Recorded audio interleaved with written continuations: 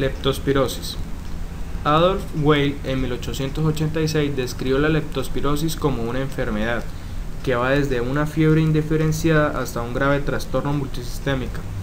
También dijo que es un síndrome de afectación multisistémica con ictericia e insuficiencia renal. Es una zoonosis producida por espiroquetas patógenas del género Leptospira, y la infección humana se produce por contacto directo o indirecto. En la infección directa se da por contacto con la orina del animal afectado y es frecuente en veterinarios, carniceros y cazadores, y la infección indirecta se da por exposición a la tierra húmeda o al agua contaminada. Es frecuente en campesinos y por exposición en actividades recreativas. La leptospirosis es endémica alrededor del mundo, ya que alcanza su incidencia máxima en épocas de lluvia. Los reservorios más importantes son los mamíferos de pequeño tamaño como las ratas. En estas se mantiene mediante la infección renal crónica en los animales portadores, que son los encargados de eliminar las leptospiras por la orina. La patogenia de la leptospirosis consiste en que las leptospiras ingresan al cuerpo humano por cortaduras mucosas y conjuntivas, pasan al torrente sanguíneo y se transportan a todo el organismo, produciendo una vasculitis sistémica que facilita la migración a órganos y tejidos, ocasionando varias enfermedades.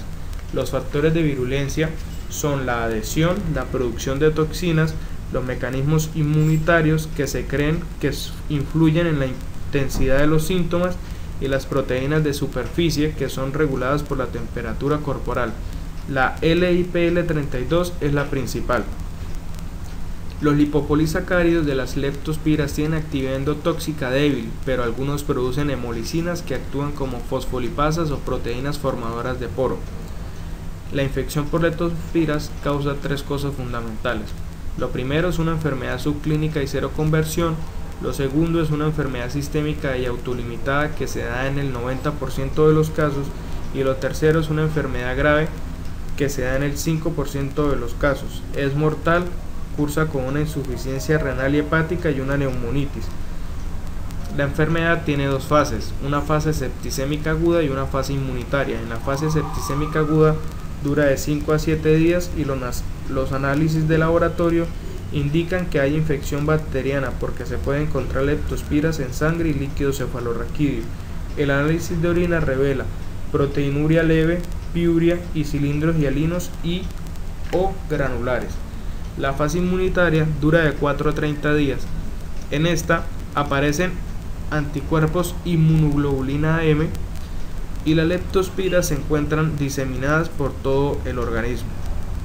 Los signos y síntomas más frecuentes en la fase septicémica aguda son la fiebre alta, la cefalea, la subfunción conjuntival purulenta, el dolor muscular en región lumbar, náuseas, vómitos, diarrea, y en algunas ocasiones aparece una erupción cutánea maculopopular en zona tibial, adenopatías y hepatoesplenomegalia. En la fase inmunitaria, los signos y síntomas principales son la ictericia, la insuficiencia renal, los síntomas pulmonares, la meningitis aséptica, la subfusión conjuntival con o sin hemorragia, algunas veces adenopatías y hepatoesplenomegalia.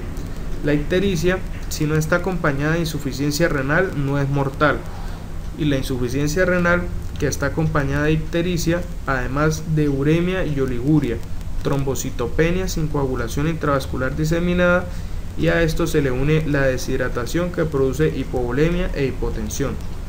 Los síntomas pulmonares son neumonitis hemorrágica intensa y síndrome de dificultad respiratoria aguda, que pueden aparecer sin insuficiencia hepática ni renal. La meningitis aséptica es característica de esta fase, aparece en el 80% de los casos y en ocasiones se produce hemiplegia, coma y el síndrome de Guillain-Barré. El diagnóstico de laboratorio se da por métodos indirectos y directos. Los métodos directos son la visualización directa de leptospiras en microscopio de campo oscuro. Esta tiene baja sensibilidad y especificidad. La tinción con inmunofluorescencia, la tinción con inmunoperoxidasa y la tinción con plata son poco frecuentes y tienen escasa sensibilidad. El ELISA, con anticuerpos monoclonales para detección del antígeno de leptospiras en orina, fue positivo en el 75% de los casos, pero no ha sido evaluado en su totalidad y por eso no se comercializa. La amplificación del ADN en leptospiras es más efectivo en el suero. La PCR tiene una ventaja y es que sirve para confirmar el diagnóstico al principio de la fase aguda o fase leptospirémica. El diagnóstico histológico se da con impregnación argéntica, pero la inmunohistoquímica tiene mayor sensibilidad y especificidad. Los métodos indirectos, el más frecuente es por serología y se conoce como prueba de aglutinación microscópica MAT, que consiste en hacer reaccionar antígenos vivos de diferentes grupos de leptospiras con muestras de suero y luego se observa si hay aglutinación con microscopio de campo oscuro. Se puede producir reacción cruzada de anticuerpos en caso de sífilis, fiebre, hepatitis viral, VIH y enfermedades autoinmunitarias. La reacción cruzada se puede atribuir a los anticuerpos inmunoglobulina M. El aislamiento y la identificación de la leptospirosis se pueden dar en sangre, orina y líquido cefalorraquídeo durante los primeros 10 días y teniendo en cuenta que el paciente tenga fiebre y no haya empezado tratamiento antibiótico. Los cultivos se dan en medios con albúmina y polisorbato como EMJH o PLM5 a 30 grados centígrados durante varias semanas, ya que el crecimiento es lento. El tratamiento: principalmente la penicilina, que impide que se produzca leptospiruria. Se aplica por vía intravenosa en casos graves y ocasiona la reacción de Harrich-Herrmann. Se caracteriza por fiebre repentina y transitoria con lesiones cutáneas, hiperventilación, hipertensión, taquicardia. Esto ocurre cuando la penicilina mata a la bacteria y ésta libera sus productos en la sangre, provocando una rápida y exagerada respuesta inmune, liberando factor de necrosis tumoral, interleucina 6 e interleucina 8.